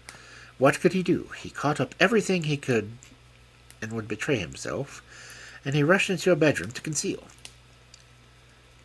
"Good gracious, Mr. Holmes, do you mean to tell me that all the time I was talking to Bannister, in this room, we had the man prisoner as if we had known it?" "So I read it." "Surely there's another alternative, Mr. Holmes. I don't know whether you observed my bedroom window." "Lattice paned, lead framework. 3 separate windows, one swinging in on a hinge and large enough to admit a man." "Exactly. And it looks out at an angle of the courtyard which is partly invisible. The man might have effected his entrance there, left traces as he passed through the bedroom, and finally, finding the door open, have escaped that way." Holmes shook his head impatiently. "Let us be practical," he said. "I understand that you say that there are 3 students who use this stair and are in the habit of passing by your door." "Yes, there are." "And they are all in for this examination." "Yes." "Have you any reason to suspect any one of them more than the others?" Soames hesitated. "It is a very delicate question," said he. "One hardly likes to throw suspicion where there are no proofs." "Let us hear the suspicions.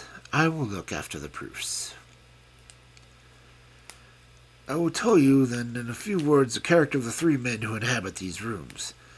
The lower of the 3 is Gilchrist, a fine scholar and athlete, plays in the rugby team and the cricket team for the college. He got his blue for the hurdles and the long jump. He is a fine, manly fellow. His father was a notorious Sir Jabez Gilchrist, who ruined himself on the turf. My scholar has been left so very poor, but is hard-working and industrious. He will do well. The 2nd floor is inhabited by the Dulat's Ras, the Indian. He is a quiet, inscrutable fellow, and most of those Indians are. He is well up for his work, though his Greek has been his weak subject. He is steady and methodical. The top floor belongs to Miles McLaren. He is a brilliant fellow when he chooses to work, one of the brightest intellects in the university, but he is wayward, dissipated, and unprincipled. He was nearly expelled over a card scandal in his first year. He has been idling all this term, and he must look forward with dread to the examination." "Then it is he whom you suspect." "I dare not go so far to say that, but of the 3 he is perhaps the least unlikely."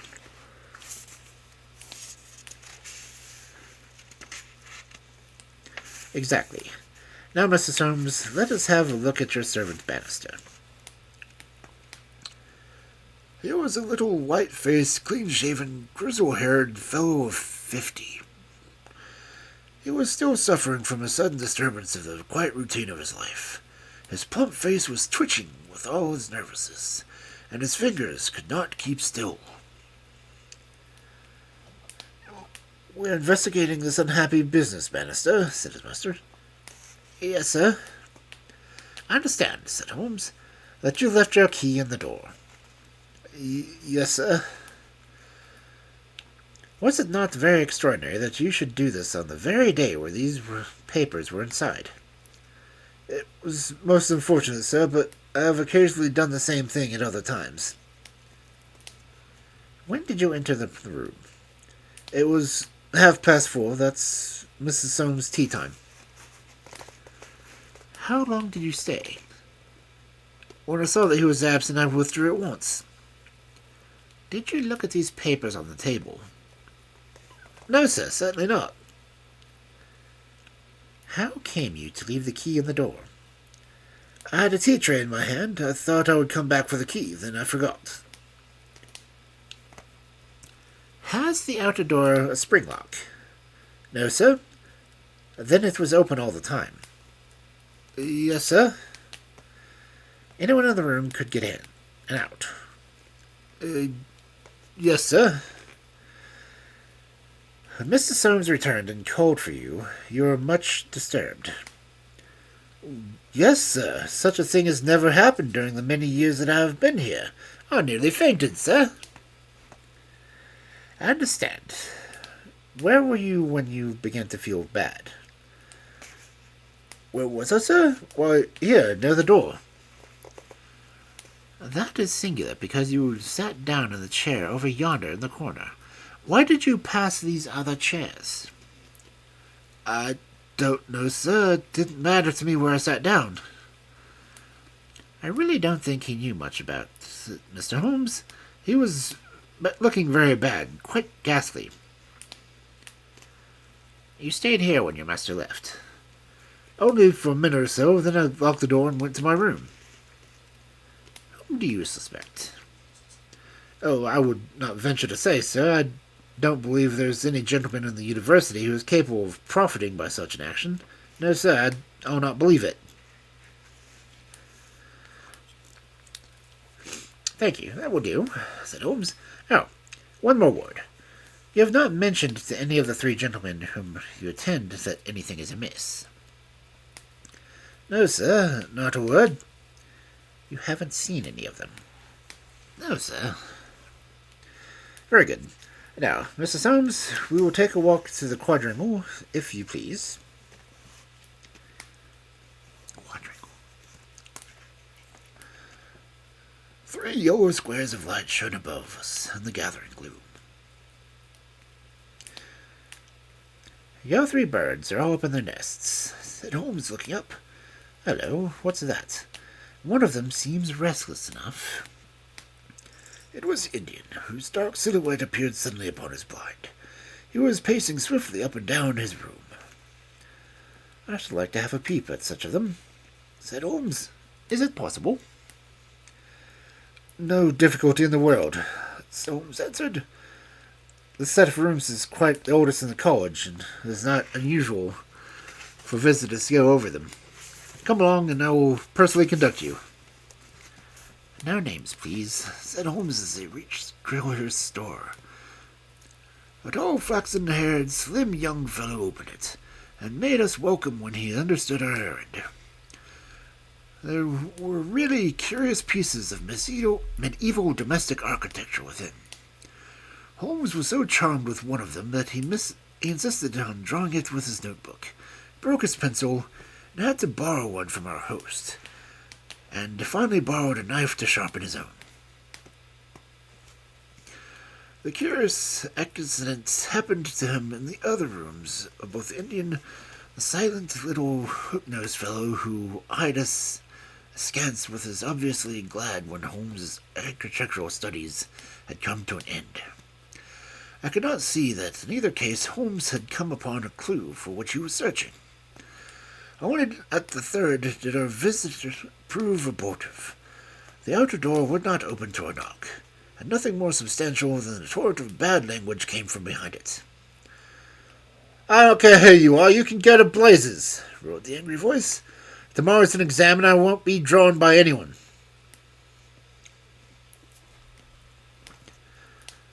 "A rude fellow," said our guide, flushing with anger as he withdrew down the stair. Of course, he did not realize that it was I who was knocking, but nonetheless his conduct was very uncourteous, and indeed, under the circumstances, rather suspicious. Holmes's response was a curious one. "Can you tell me his exact height?" he asked. "Really, Mr. Holmes, I cannot undertake to say. He's taller than the Italian, not so tall as Gilchrist. Suppose 5'6" would be about it.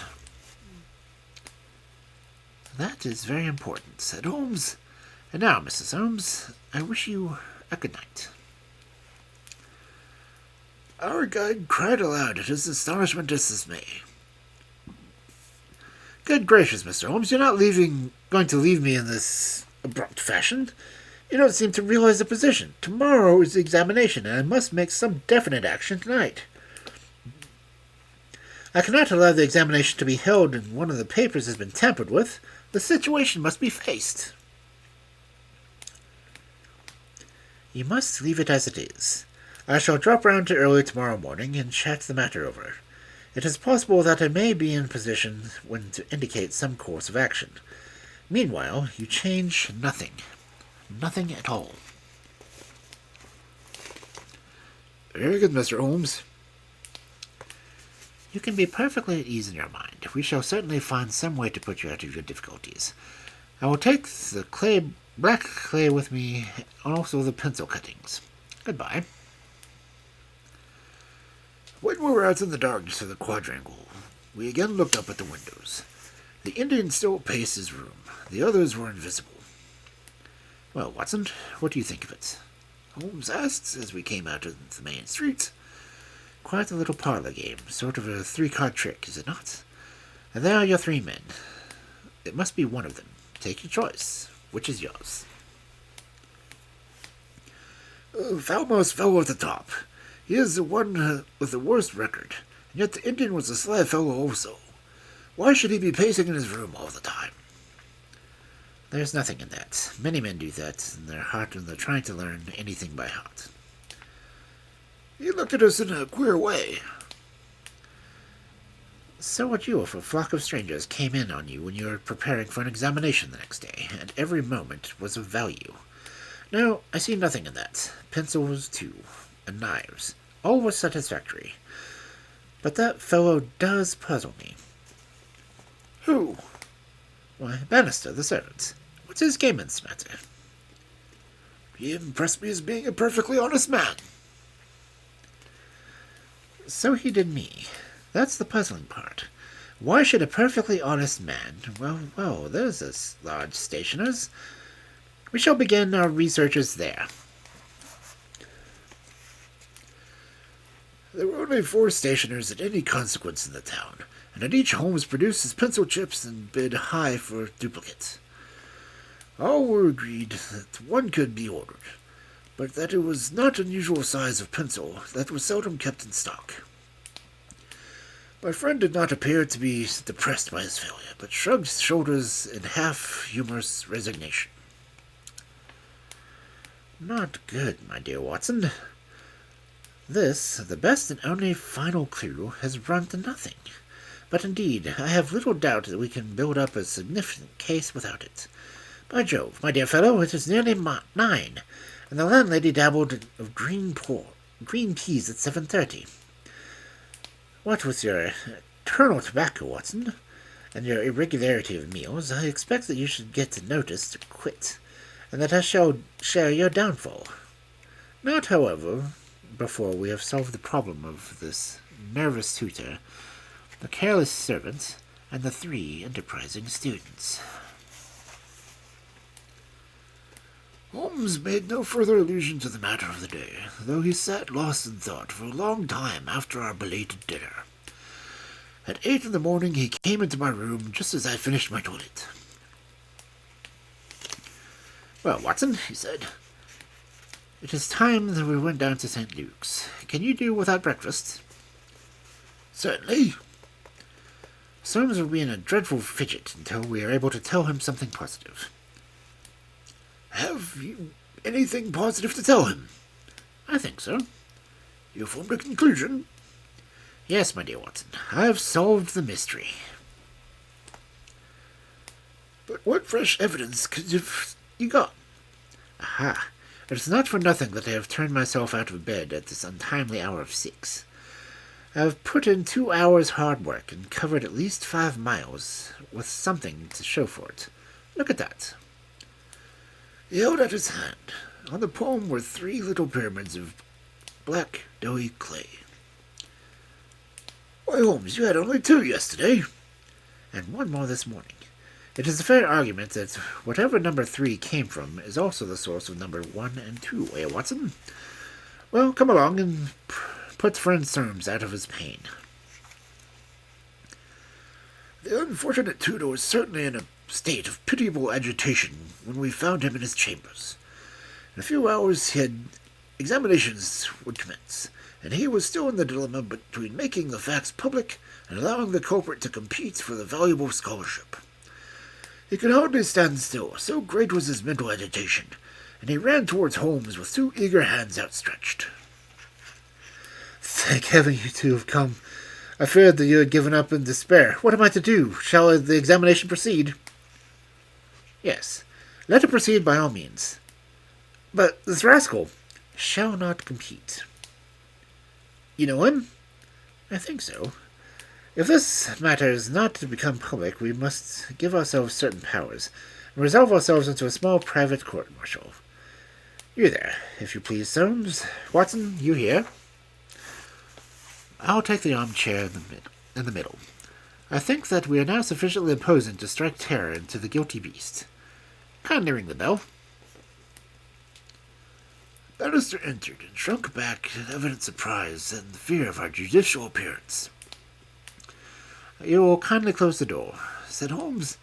Now, Bannister, you will please tell us the truth about yesterday's incidents.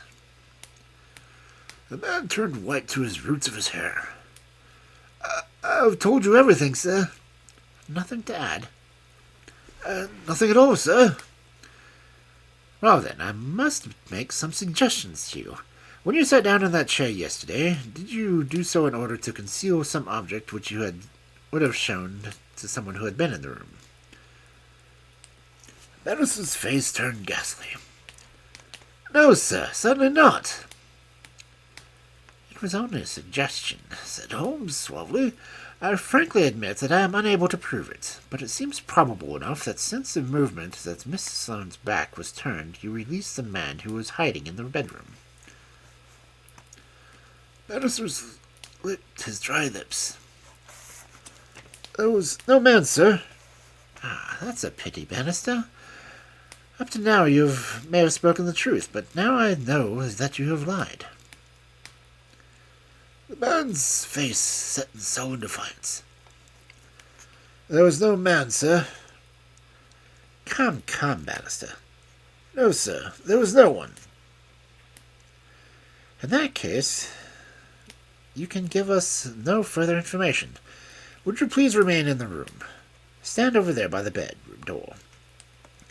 Now, Soames, I'm going to ask you to have the great kindness to go up to the room of the young Gilchrist and ask him to step down into yours.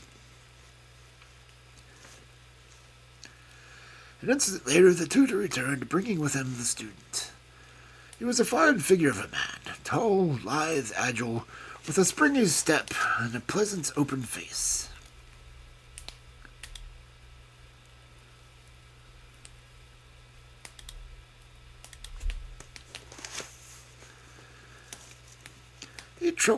His troubled eyes glanced at each of us and finally rested with an expression of blank dismay upon Bannister in the far corner. Just close the door, said Holmes. Now, Mr. Gilchrist, we're all quite alone here, and no one needs ever know one word of what passes between us. We can perfectly be frank with each other. We want to know, Mr. Gilchrist, how you, an honorable man, came to commit such an action as that of yesterday. The unfortunate young man staggered back and cast a full look of horror and reproach at Bannister. No, Mr. Gilchrist, sir, I never said a word, never one word, cried the servant. No, but you have now, said Holmes. Now, sir, you must see that after Bannister's words, your position is hopeless, and that your only chance lies in frank confession.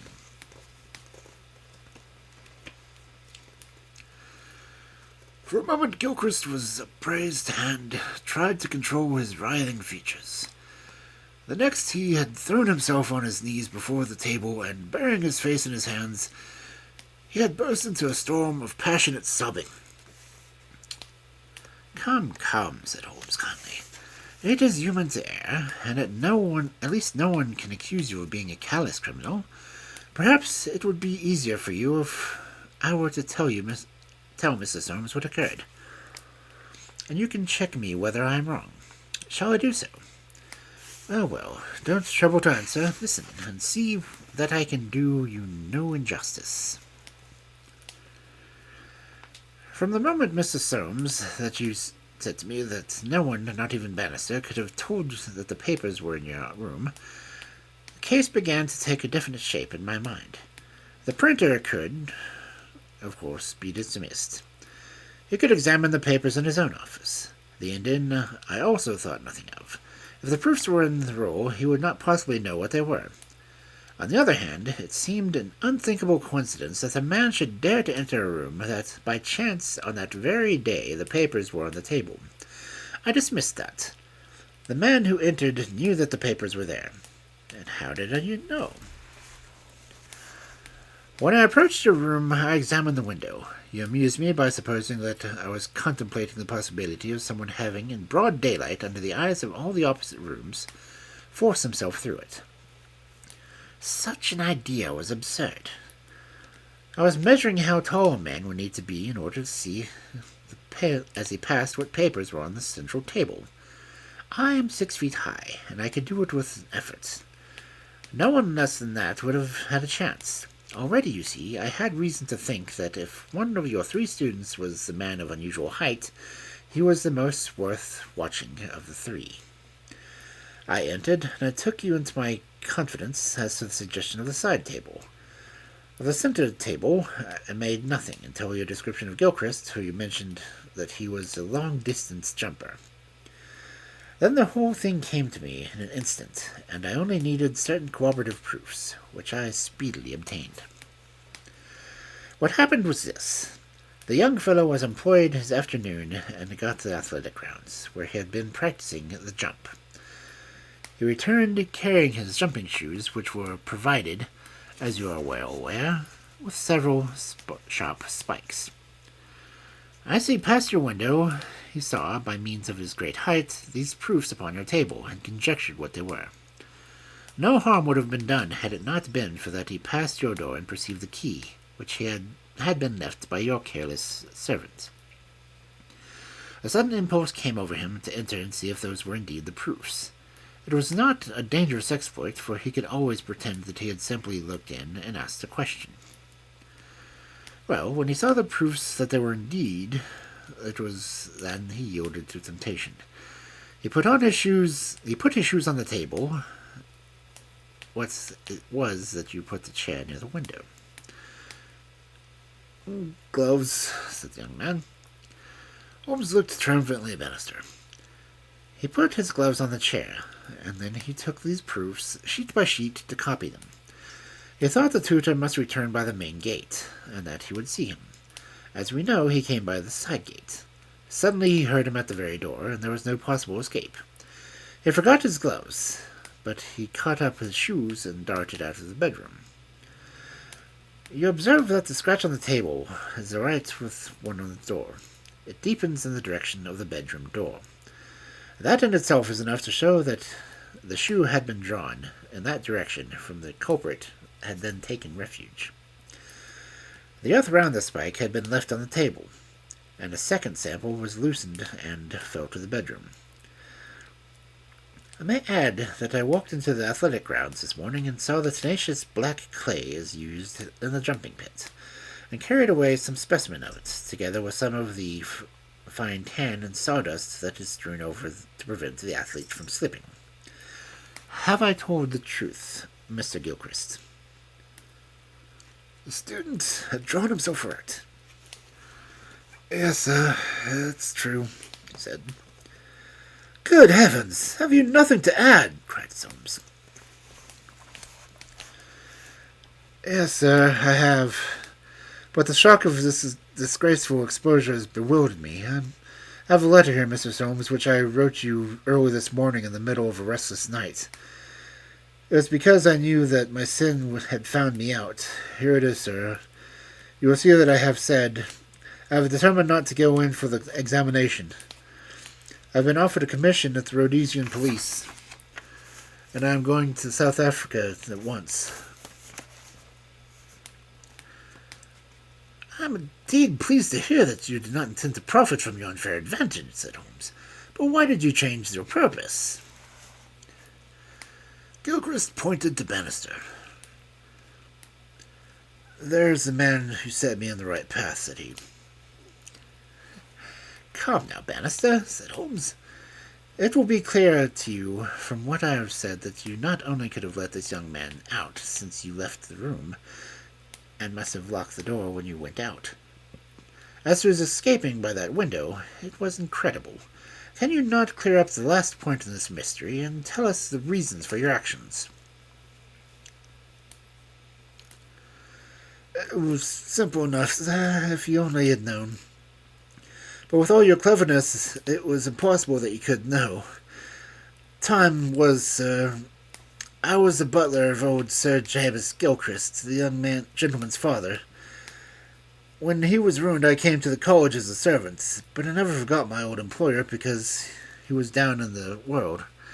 I watched the sun all I could for the sake of the old days. Well, sir, when I came into the room yesterday when the alarm was given, the very thing I saw was Mr. Gilchrist's tan gloves lying on the chair. I knew those gloves well, and I understood their message. If Mrs. Holmes saw them, the game was up. I flopped down into that chair, and nothing could budge me until Mrs. Holmes went out for you. Then out came my poor young master, whom I had handed on my knees and confessed it was all me. It wasn't natural, sir, that I should save him. Wasn't it also natural that I should try to speak to him as his dead father would have done, and make him understand that he could not profit by such a deed? Could you blame me, sir? No, indeed, said Holmes, heartily springing to his feet. Well, Soames, I think we've cleared up your little problem, and our breakfast awaits us at home. Come, Watson, as to you, sir, I trust that the bright future awaits in Rhodesia. For once you have fallen low, let us see in the future how high you shall rise.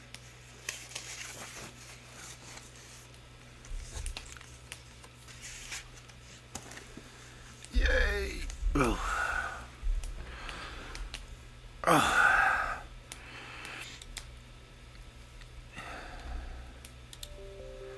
Okay.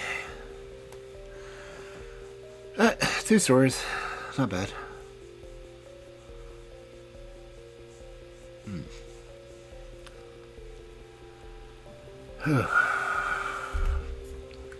Always so much fun speaking as Watson.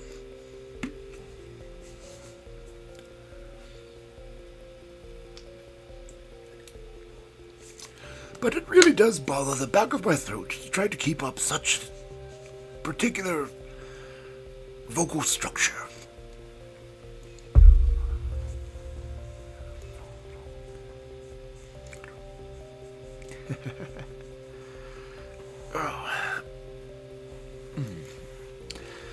Let's see.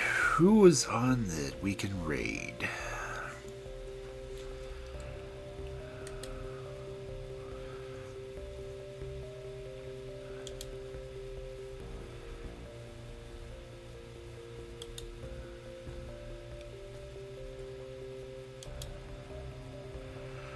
If anyone has any suggestions, by all means, let me know.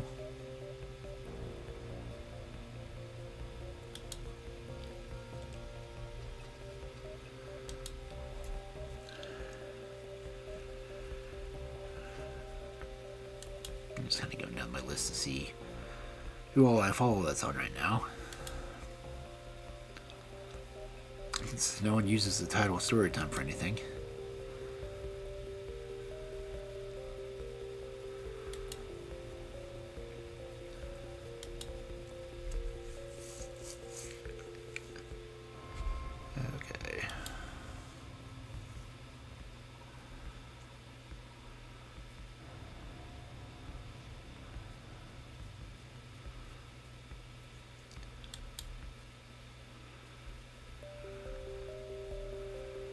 Okay.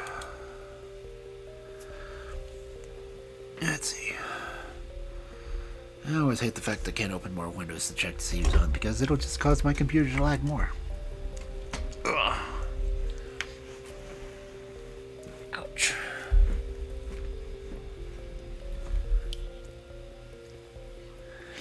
And as it is, my left to do is just lagging.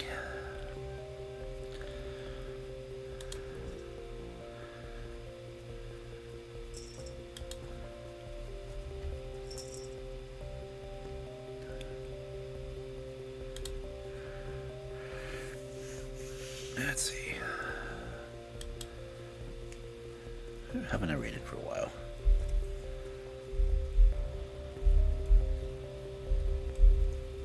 Right. Follow raid message. Subscriber raid message.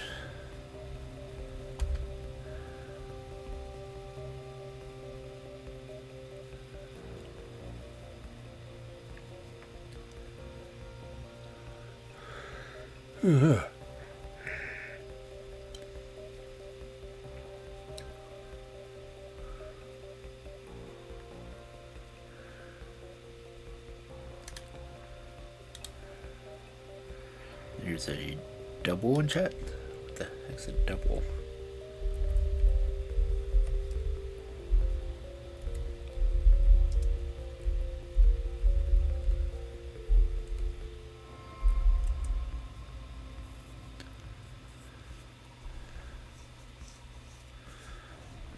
Let's see. Oh, no. Don't want to do an ASMR one. I cannot handle the triggers. They disturb me.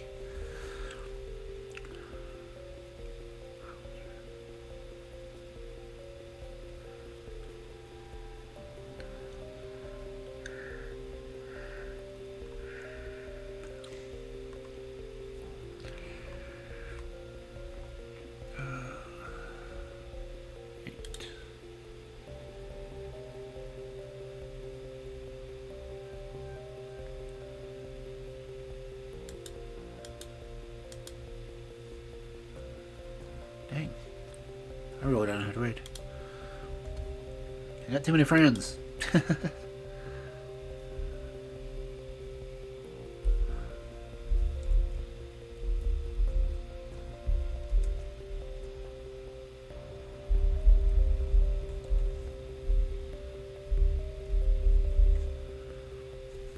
Alright. Read someone who's probably lurking, so.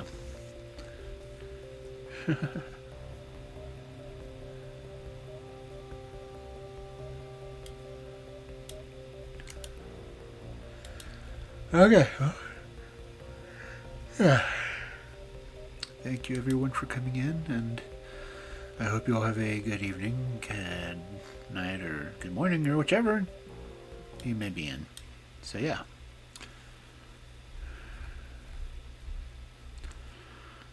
Have a good one. See you, Nonies.